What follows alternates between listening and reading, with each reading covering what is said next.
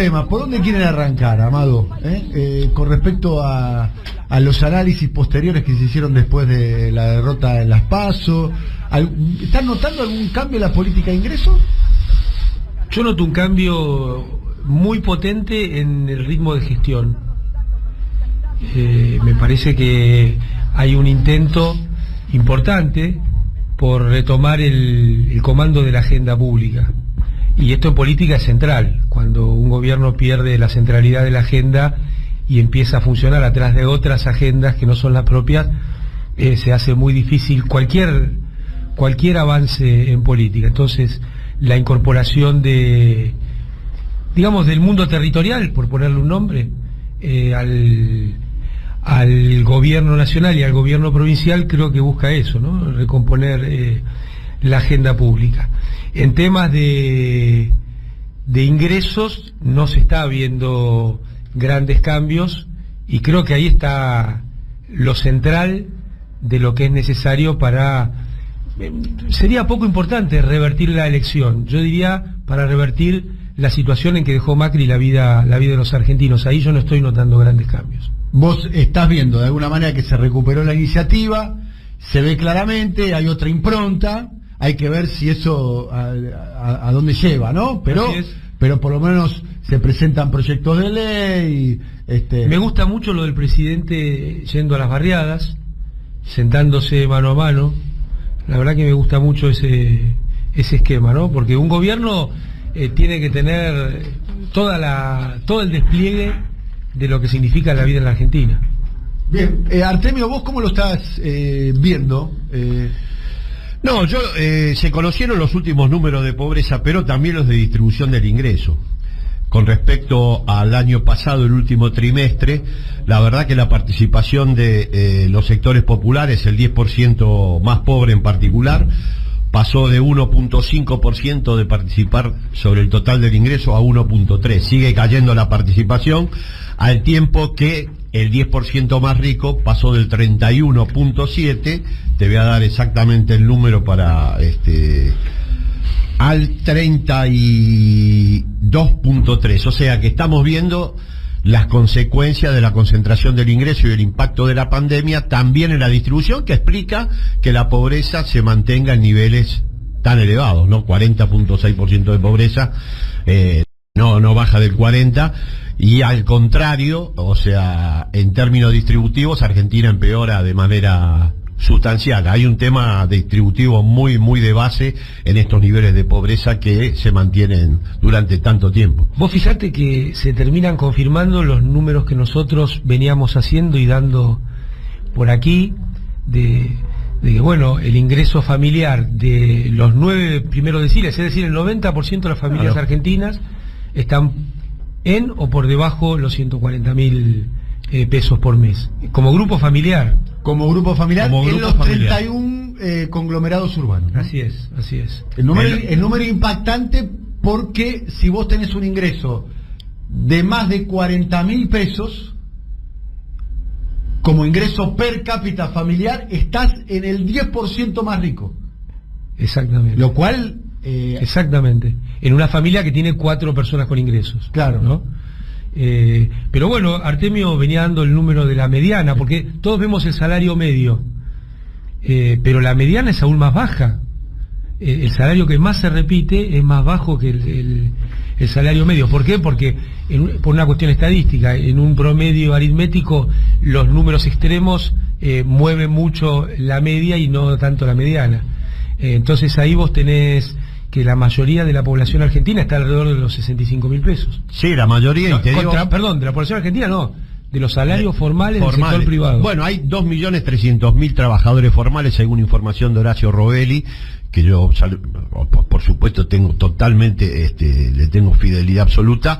2.3 millones de trabajadores formales que están ganando por debajo de la línea de pobreza de su hogar. O sea que son trabajadores pobres. Un poco lo que comentaba el profesor en su análisis sobre la pobreza. A mediados de los 70, conseguir un trabajo formal implicaba estar por sobre la línea de pobreza. Hoy no. Hoy sea de paso, hay un problema grave. Ya que mencionaste, Horacio, en este debate que hubo sobre ajuste o no ajuste, la semana pasada, que tuvo un tono bastante fuerte, porque inclusive fue mencionada Primero habló la vicepresidenta, después fue mencionada por el ministro de Economía. Tanto Horacio Robelli como Amico han escrito notas que dan cuenta del nivel de ajuste. Apareciste mencionado vos también como argumento por caso. Dicen, la fórmula actual es la fórmula de Cristina y Amado. ¿Alguien puede pensar que la fórmula de Cristina y Amado es una fórmula de ajuste? Según donde arranques. En economía siempre todo es según. Si esa fórmula cristaliza... Ese es el argumento que me dio por caso en el podcast que hacemos juntos Alfredo Zayat. Mirá, me dijo eso. Dice, ¿vos pensás que Cristina y Amado están llevando adelante una política de ajuste? Porque esta fórmula es la misma fórmula que la que aplicaban Cristina y Amado cuando eran gobierno. Aunque no es la misma fórmula, es similar, ¿no? Es prácticamente la misma. Coincido con Alfredo en que ni Cristina ni Amado llevarían una política de ajuste. Como argumento a favor de que en este caso no se está ajustando. Pero lo que dijimos es que esa fórmula, lo dijimos en este programa hace 2 años, 1 año y medio, cuando se puso en marcha la fórmula, que era algo estructuralmente muy importante, pero que había que encontrar los mecanismos para recomponer lo que se había perdido al momento de poner la fórmula. Si no era una fórmula adecuada, que arrancaba de un punto de inicio inadecuado. Y iba a ser muchísimos años... La fórmula corregime. La fórmula es una polinómica, o sea, tiene varios... Sí, dos componentes. Básicamente, uno es los aumentos salariales, de los formales y los informales, ¿es así? Así es. Y el RIPTE, y además la recaudación de alguna manera... La recaudación tributaria que recibe ANSES. La recaudación tributaria de ANSES. Bueno, con base de esos dos componentes... Un promedio de ambos. Se ponderan diferentemente y se establece la fórmula de aumento. La pregunta es si los salarios no le terminan ganando la inflación, o la economía es una economía recesiva. Bueno, la fórmula, como creo que lo que señalaba Zayat y lo que pensamos cuando la diseñamos, tiene que ver con buscar todos los componentes que pueden mejorar a los jubilados. Porque si hay mucha inflación, bueno, le viene vía recaudación, aumentos en la recaudación, porque el ANSES recibe parte de la recaudación tributaria que recauda la AFIP, que son recursos que van a ANSES, y si no vía salarios y un promedio... Pero nobleza obliga, vos lo dijiste acá varias veces. Sobre todo Amado lo señaló, la oportunidad. La mínima, el momento está, 25 lucas. 23.000 pesos con el bono a 28, por abajo de la línea de indigencia. Pero el bono fue por única vez. Sí, por ahora. Bueno, vamos a ver. Pero, ¿les puedo decir algo, amigos, compañeros? ¿Les puedo decir a los oyentes? El vamos a ver... No entiendo. El vamos a ver yo puedo vamos a ver, vos puedo vamos a ver que comemos 4 veces por día. El vamos a ver para un jubilado que tiene 70... No, bueno, pero el gobierno tomó esta decisión de incorporar el bono. Yo creo que es una medida que se va a repetir y que va a ser como un complemento permanente. Quiero creer, ese es mi vamos a ver. Yo no creo que lo retire. Yo tampoco creo que lo retire porque las condiciones sociales no permiten que eso se retire. Pero nobleza obliga, ahora están cobrando los jubilados de octubre y usted... Está el rumor de que va a ser 6.000, de que va a ser 10.000, pero estamos en la categoría rumor ante una situación bastante... del punto de vista social muy dramática. Muy difícil. Bueno, mira, estadísticamente dramática. Y después todos los que más o menos circulamos por la ciudad de Buenos Aires o circulamos por el primer cordón, lo vemos. Pero que esta sociedad, los relatos que escuchamos, la sociedad está siendo ajustada, más allá de la definición técnica del ajuste, pasar de 1.5% de participación, el 10% más pobre, al 1.3 en 2 trimestres, eso muestra claramente un ajuste, y el 10% más rico del 31 al 32.7. Esta es una sociedad que está siendo ajustada y reordenada en términos de distribución del ingreso. Y esto está muy bien lo que señalas, Daniel, de las discusiones técnicas, semánticas. Me hace acordar el tema de los presos políticos, ¿no? Entrar en debate de si es ajuste o no por alguna cuestión técnica, Artemio... No, dicen que no se ajuste porque te ponen las planillas y te dicen, no, expandimos el gasto en obra pública. Bueno, pero la gente no vive en la planilla. No vive en la planilla. La gente no vive en la planilla. El pueblo argentino no vive en las planillas. Las planillas están en la ciudad de Buenos Aires, en las 4 manzanas, donde, como vos decís, no hay problema para comer todos los días. Y te introducía o trataba de introducir el tema de los presos políticos por la situación de Milagro, ¿no? Ah, claro. Que yo les quiero decir algo. Ustedes están al tanto del audio que está circulando de Milagro Sala. ¿No? Es un audio privado, de cualquier manera tuvo un grado de circulación que ya es público. Además, ya casi todos establecemos que cuando uno manda un audio a una persona o lo mandas a un grupo, eso empieza a circular. Es muy duro el audio de Milagro Sala. Es muy duro. Bueno, es muy dura la situación de Milagro Sala. Pero eso desde ya. Pero lo que dice Milagro Sala en ese audio, conversando, tengo entendido, si no me equivoco, con Jorge Rashid. Jorge Rashid, exactamente. Con Jorge Rashid. Es un audio que le manda a Jorge Rashid, un audio largo. Yo no lo voy a pasar. Y no por censura, lo voy a pasar por respeto. Primero porque es un audio privado, a no ser que Milagro Sala lo quiera hacer público. ¿Vos lo escuchaste? Sí, puede hablar en público tranquilamente. Es muy duro el audio. Tiene una frase que es tremenda. Sí. Pero por eso, cuando se discute la parte de los tecnicismos y no el fondo de las cuestiones, las cosas no caminan bien, Y eso vale tanto para la cuestión de distribución del ingreso y de la necesidad del shock distributivo que tiene la Argentina hoy, como para la cuestión del llamado lawfare, porque aún hoy hay gente detenida y hay gente perseguida. Y se toman definiciones judiciales que son persecutorias, como ha sucedido con la decisión de llamar como testigos en una causa a los arrepentidos en otra, que son dos causas del lawfare. Bueno, y la Cámara acaba de decidir el día de ayer también con la causa peajes, donde los funcionarios macristas, empezando por Guillermo Dietrich, habían dejado, como se dice en la jerga, todos los dedos pegados, y sin embargo la Cámara los terminó, digamos, beneficiando con su decisión, digamos.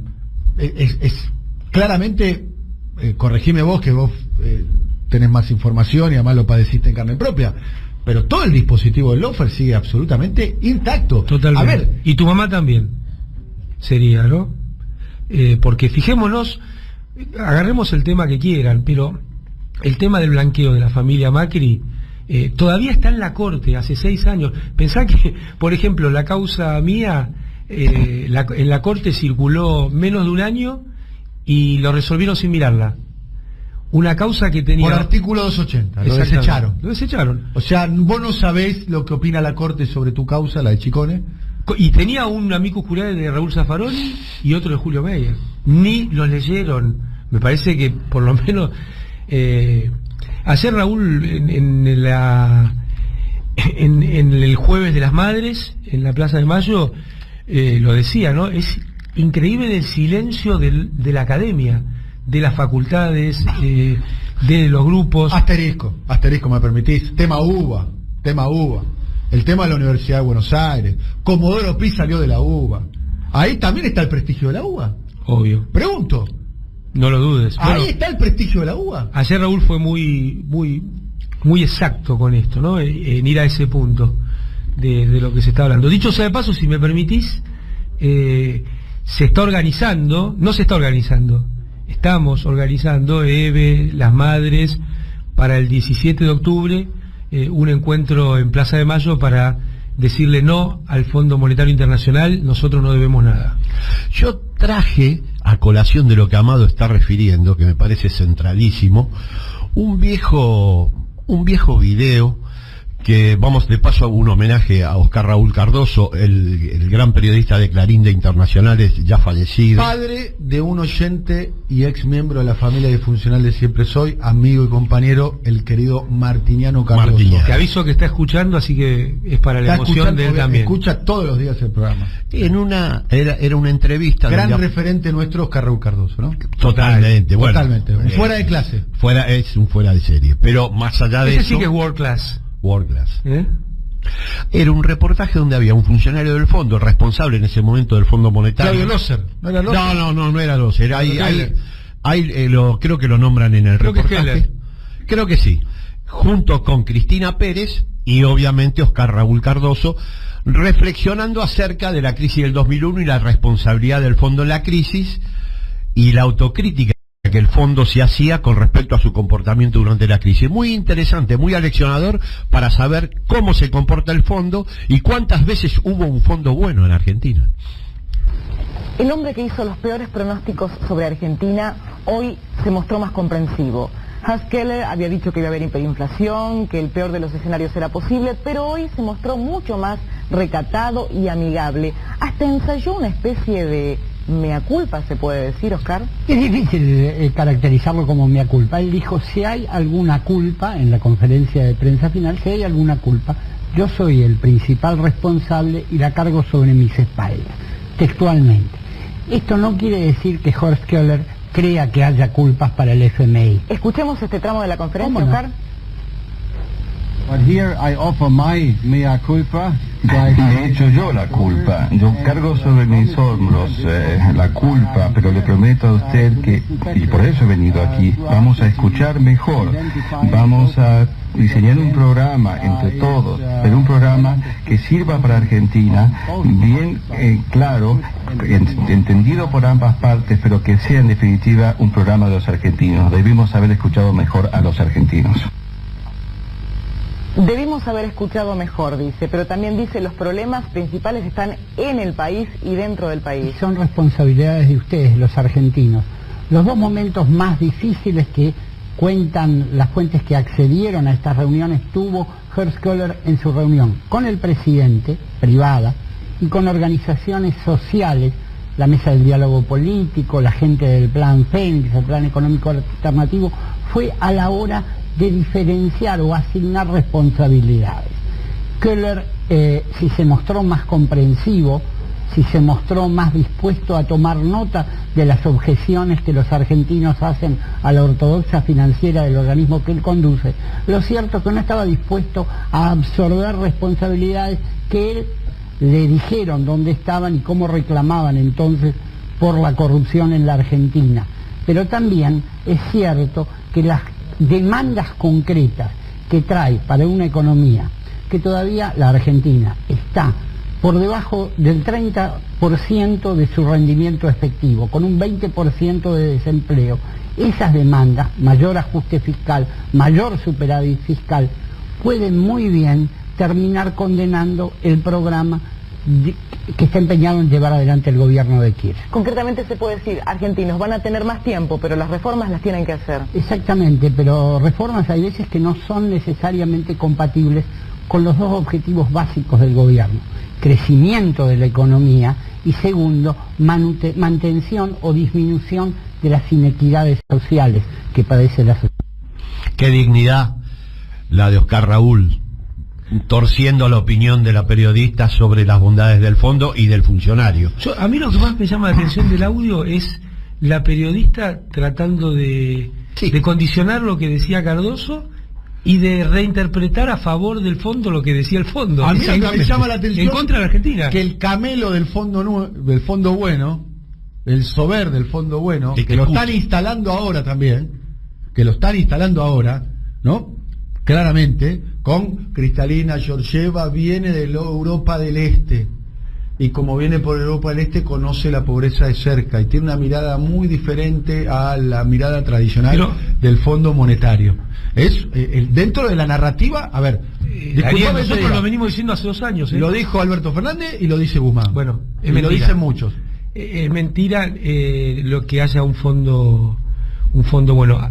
Además, aunque fuera cierto, fíjate la limada que le están pegando a Georgieva dentro del propio fondo. Te puedo mandar algo que me acaban de enviar hoy por la mañana y que tiene que ver con esto.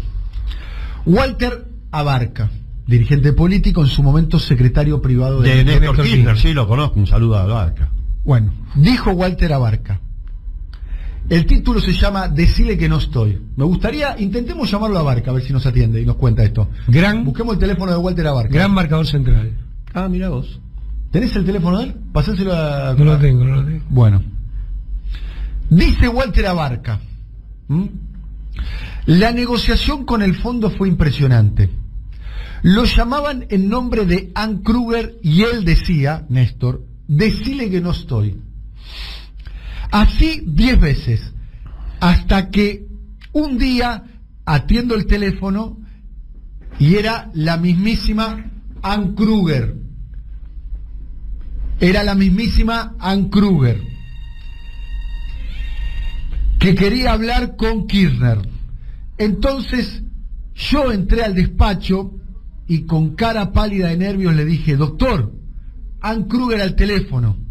Él me miró como diciendo: ¿qué? ¿Y a mí qué? ¿Qué me importa? Entonces le dije que era como la 10ª vez que llamaba y por el tono de voz no estaba nada contenta. Decile que no estoy. A mí el único que me puede apretar es el pueblo, afirmó con una frialdad impresionante. Lo hacía todo con tanta convicción que para él era natural. No lo asustaba nada. Néstor en estado puro. Néstor Kirchner. Esto a propósito de las conversaciones. ¿No faltó un poquitito? Y te pregunto, te pongo la Constitución enfrente y jurá por la Constitución. Tenés que decir la verdad, Amado. Yo siempre digo la verdad. Bien, ya sé.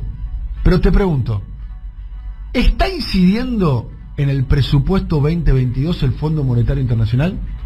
De mínima en la visión. De mínima. ¿Y de máxima? Y de máxima en alguna conversación que tenga el ministro con el fondo. ¿Y qué pide el fondo en ese presupuesto? No lo sé.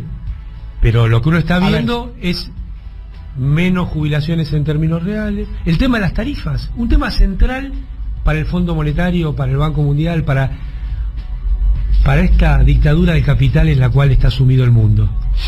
El viejo cuento de las tarifas en dólares tienen que ser iguales en todos los países.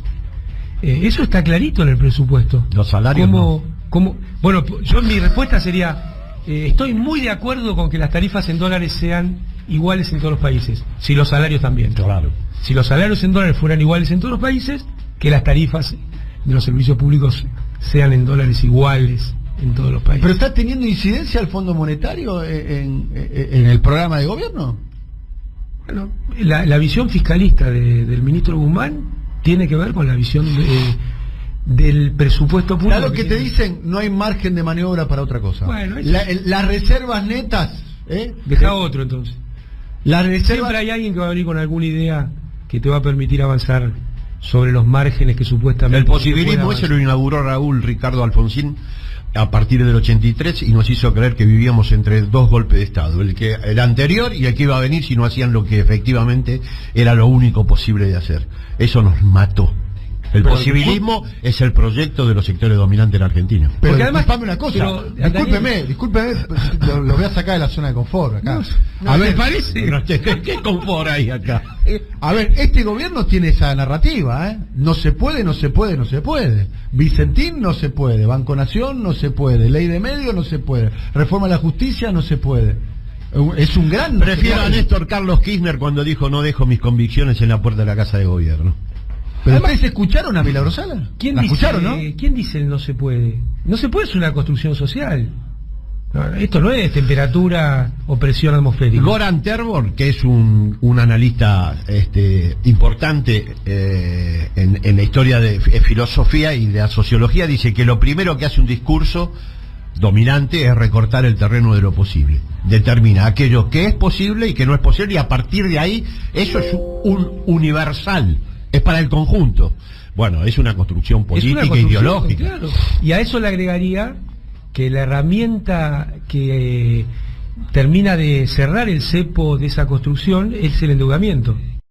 Porque el endeudamiento, además del ser un condicionante financiero, te acota el campo de decisión de lo posible en el futuro. Pasás a ser rehén del acreedor. Y eso va a pasar eso ya pasa en Argentina. Cuando en economía o los comunicadores de los medios dominantes dicen se perdió como dicen, la confianza, lo importante es recuperar la confianza. Ahí confianza hay que traducirlo, es hacer lo que quiere el acreedor. ¿Qué confianza? La única confianza que no hay que perder es el pueblo. Y se perdió. Bueno, se perdió. Yo te diría que es un camino. Ahora hay que enfrentar... Amado, 5,5 millones de votos pero Daniel, pero sin embargo vos sabés que... A ver, en el 2009... Si el mundo se hubiera acabado ese mismo día, se perdió. Pero ahora hay que recuperar. A ver, está bien. Yo estoy de acuerdo con vos. No es que se acabó el mundo. El mundo sigue, la historia sigue, la política sigue, el peronismo sigue. Lo cierto es que en el año 2009 el Pingüino, con las testimoniales, perdió por 2 puntitos, en sus propias palabras. Así es. Y a partir de ahí hizo una lectura, creo que vos tuviste mucho que ver con eso, ¿no? Porque vos, a partir de ahí surge la UH. Ya venía de antes esa lectura. Ustedes, mira, ustedes dos fueron 2 protagonistas de esa recuperación. Sí. Se profundizó, sí. Se revaloriza el ANSES, la recuperación de los fondos jubilatorios. Sí, en realidad había sido antes, por eso ya se venía percibiendo un problema de ingresos. La ley de medios. Sí. Después vino una serie de medidas, la recuperación de YPF, la recuperación, el cambio de la Carta Orgánica del Banco Central, y también de derechos intangibles, digamos, que como el matrimonio igualitario. O sea, hubo todo un despliegue de una agenda contrahegemónica. Bien, ahora no pasa eso, ¿eh? Bueno. ¿Vos ves que está pasando eso? ¿Ves que hay una lectura que es un poco para profundizar o es una lectura un poquitito para...? Yo creo que el tema de ingresos que nosotros venimos diciendo hace 2 años permea en muchos dirigentes del espacio, porque uno lo empieza a escuchar en sus apariciones públicas y en sus conversaciones en privado. El tema de ingresos, hasta la elección parecía que se podía soslayar. En el discurso público no estaba, salvo este noble conversatorio. Bien, a ver. Quiero agregar un pequeño dato, un anticipo además. La consultora Proyección realizó una encuesta en provincia de Buenos Aires de 1.841 casos del 23 al 28 de septiembre. Te doy 3 datos. Entre los que no fueron a votar y habían votado en el 2019 el Frente de Todos, que es el 80% de los que no fueron a votar, el 60.2 tiene una imagen positiva del presidente. Hoy. El 48.5 positiva de la gestión. Y el 50.5 cree que el gobierno tiene capacidad para resolver los problemas que enfrenta. El 48.5 cree que la economía a un año va a mejorar. O sea, sobre eso hay que construir. Exactamente. A ver, la pregunta que surge es si tienen esa valoración, ¿por qué no fueron a votar?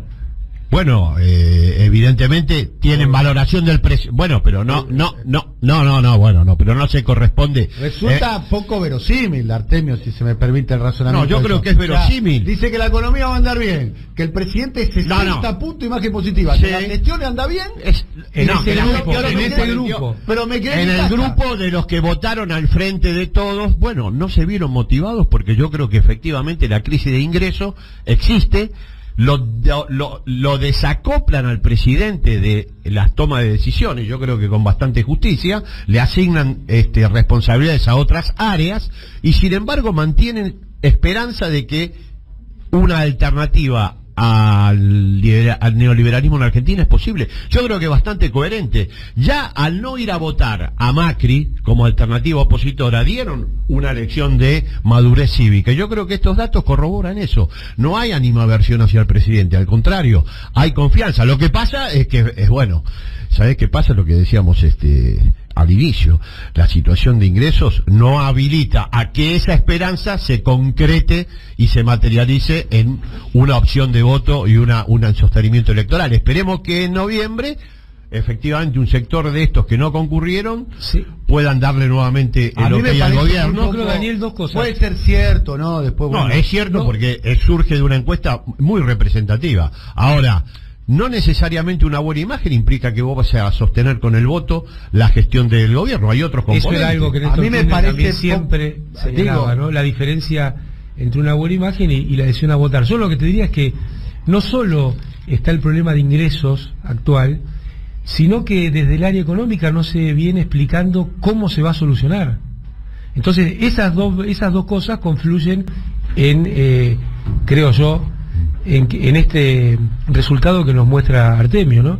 Hay que explicarle a la población cómo va a mejorar la situación de ingresos, cómo y en qué plazos, porque ahí te van a acompañar.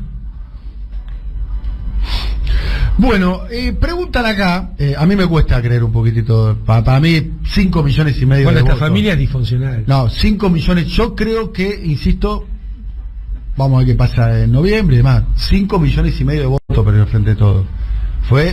fue una derrota, casi 18 puntos porcentuales en todo el país. En la provincia de Buenos Aires casi 20 puntos porcentuales. O sea, es así. Es una derrota, no es 10 puntos porcentuales en todo el país. En la provincia se perdieron 2 millones de votos, pero no porque haya ganado la oposición. No ha concurrido gente que votó al Frente de Todos. Sí, de hecho perdió votos también la oposición. Exactamente, o sea, no se corresponde con un análisis exageradamente optimista para con la oposición. No es que corroboraron lo hecho por Macri. Acá hay un problema.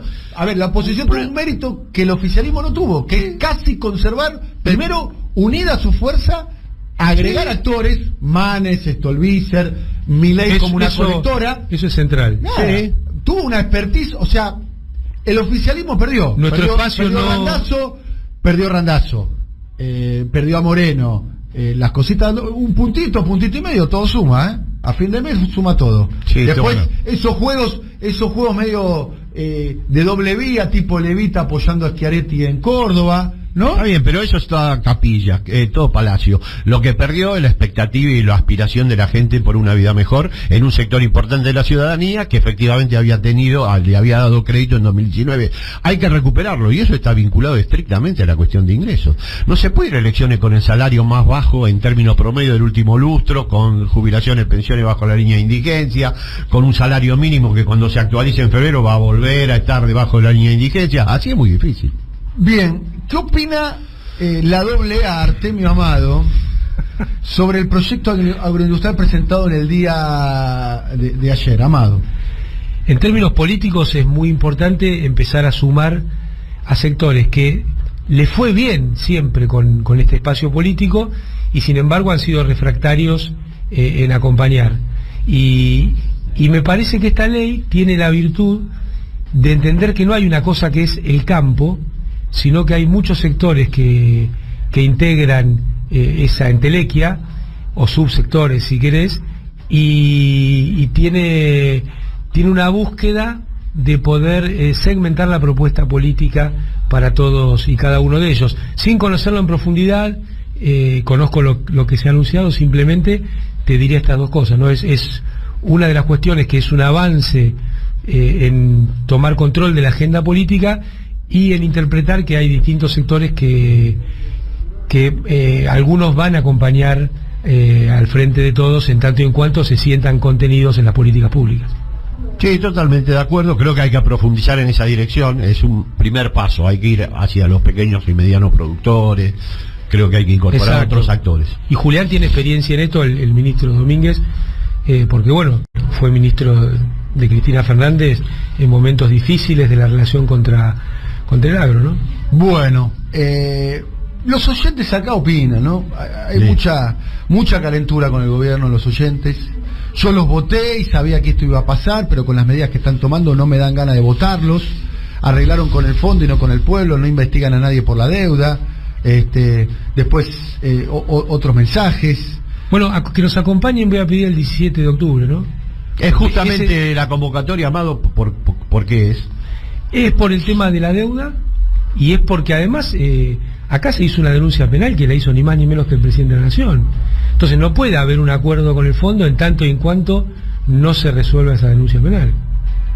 ¿Se puede decir al Fondo Monetario y decirle voy a investigar la deuda, y la deuda, como fue un aporte de campaña Macri, en todo caso pasarle el CBU a Macri? ¿O pasarle el CBU Larreta? ¿O cuando vuelvan a gobernar ellos, que le diste la plata a ellos, cobrásela a ellos? Mira, ayer estaba... ¿Se puede decir eso o es una realidad? Se puede decir, hay que encontrar los mecanismos del Con otras palabras, claro, ¿no? Ayer veía un reportaje a Zurril, viejo no, más o menos viejo, y recordaba al final Zurril que Guido Di Tella había salido antes de la elección que hizo presidente a Menem, a decirle al mundo que no iban a pagar las deudas que tomara el gobierno de Alfonsín en el final de su mandato. Y me parece que es un antecedente donde hacer pie con estas cuestiones, ¿no?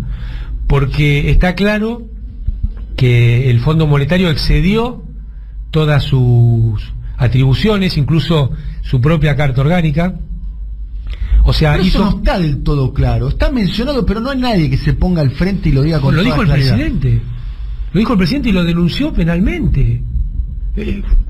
Lo que pasa es que yo creo que hay que difundir y hay que militar estos temas. Pero el presidente no es que dice hasta que no esté esclarecido no voy a pagar. A ver, nobleza obliga. La semana pasada, a ver, una cosa lo que se hizo, otra cosa lo que se hace. Todo bien, pero la semana pasada 2 lucas gringa. La denuncia se hizo.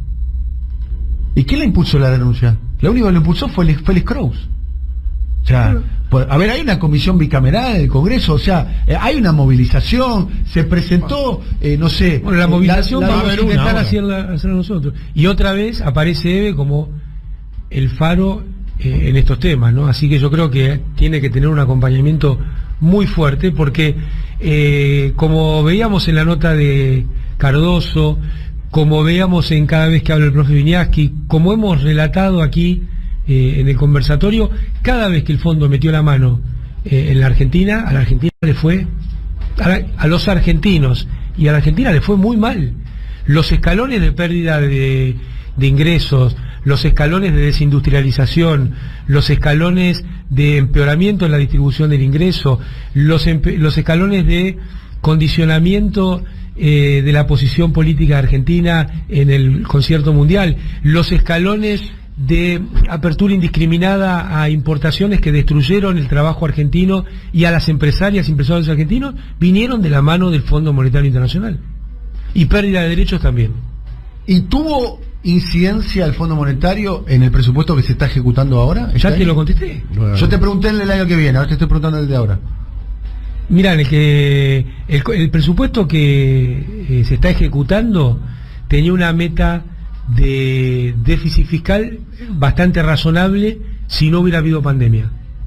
Esto lo marca también CFK en su carta, ¿no? 4,5 puntos. Ahora, hubo pandemia y se subejecutó. Entonces, ¿cómo pueden decir que no hay ajuste? ¿Subejecutar es una forma de ajustar? Claro. ¿Por qué?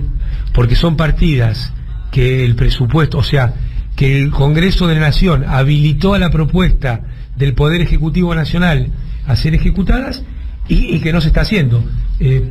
Puentes que no se hacen, caminos que no se hacen, hospitales que no se hacen, sueldos que no aumentan. El presupuesto tiene distintos componentes, algunos de los que se llama gasto corriente y otros de gasto de capital, que serían las inversiones en obra pública. Bueno, para cerrar, querido Artemio, ¿qué decimos? ¿Qué sostenemos? No, que digamos la visión que tuvimos sobre el impacto de la cuestión socioeconómica en la vida política electoral era correcta, y que, bueno, esperemos que el gobierno tome nota y haga cambios de grado en la política económica. No se necesita una sucesión de medidas de acompañamiento de parches para un modelo que efectivamente ha producido efectos muy negativos a mi juicio. Creo que tiene que haber un cambio de grado y volver a la vieja receta de darle prioridad a los salarios, al mercado interno, a las jubilaciones, a las pensiones, al consumo doméstico como motor del crecimiento. Eso es lo que hay que hacer, más allá de los acuerdos que puedan o no llevarse adelante con el fondo. Yo ya desconozco, no tengo información. Esto más baja de tasa de interés para las empresas nacionales, para el comercio, para que... ¿Hay un quilombo ahí con las LELIQs? Yo no tengo duda que hay un problema. ¿Un quilombo, un mega quilombo o un tsunami? Mira, el presidente dijo en la campaña acertadamente que ahí había un problema. Hoy se ha duplicado el problema en términos nominales. Durante el gobierno de Alberto Fernández. Así es. Entonces, otra vez, el presidente lo identificó. Dijo inclusive... Pero, con todo respeto, el presidente no está para hacer descripción en la realidad. Para eso estamos nosotros. No, bueno, pero ¿ves por qué la gente todavía tiene confianza en él? Porque efectivamente le asigna, los que no fueron a votar, este 60% de imagen positiva, es que la gente le siga asignando al presidente las posibilidades de resolver una crisis que cree que está realizándose por otro lado del gobierno, no es solamente el presidente. Sí. Hay una fuerte crítica a la política económica. Ojalá que así sea. En esta misma encuesta, yo no traje el número, pero la crítica a la política económica es de casi el 70%. Es así. Y sin embargo la imagen del presidente sigue siendo alta. Además, los ministros son los que le llevan alternativas a las y los presidentes. Y a partir de ahí el presidente toma decisiones. Pero el jefe es el presidente. Por supuesto. El jefe es el presidente y los ministros ejecutan la política del presidente. El que manda es el presidente. De hecho, mirá, hasta un presidente... Parece, Daniel, perdóname, que hay cuestiones de grado en eso, ¿no? Y uno podría revisar la historia argentina y se daría cuenta que hay cuestiones de grado. ¿Por qué?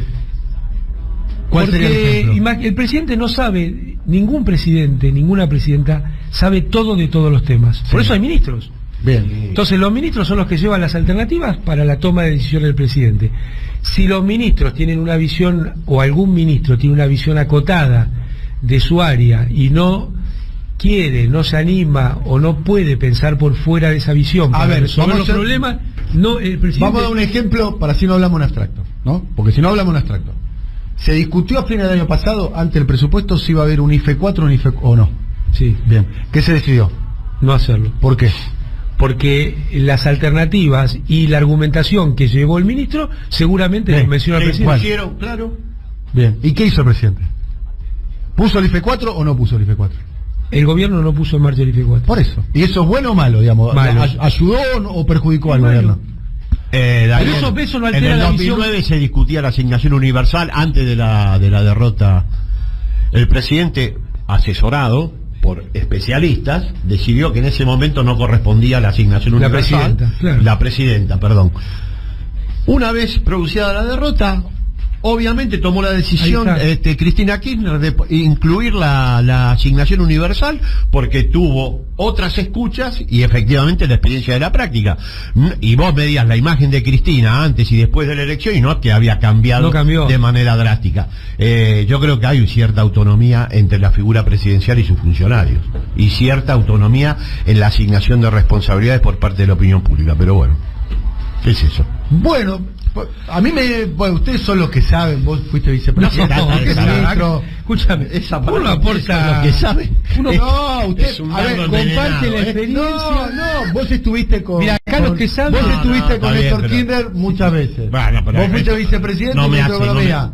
Yo no tuve ninguna de esas dos visiones. Yo, lo que se ve de afuera es que Martín Guzmán aplica la política que le dice a Alberto Fernández. Bueno, usted dice que evidentemente Martín Guzmán le lleva un expediente a Alberto Fernández y nadie le lleva un expediente alternativo, y por eso Alberto Fernández elige lo de Martín Guzmán. Puede ser que sea como ustedes dicen. Yo lo que veo es que Alberto Fernández hace lo que dice Martín Guzmán, o al revés, o Martín Guzmán hace lo que dice Alberto Fernández. Me parece que es bastante claro, pero bueno. Yo creo que el expertise de los ministros hay que considerarlo a la hora de la toma de decisiones de los presidentes, si no, ¿para qué están? Bueno, ¿y los ministros quién los elige?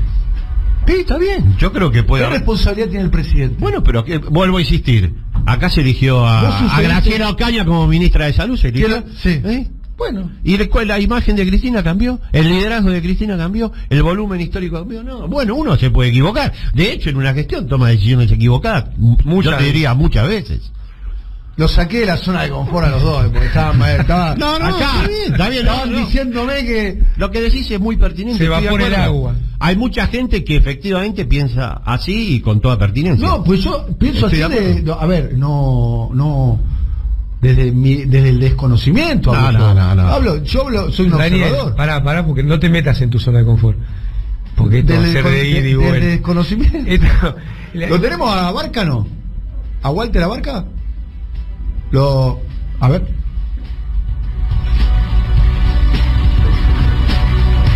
Hola. Bueno. Walter. No.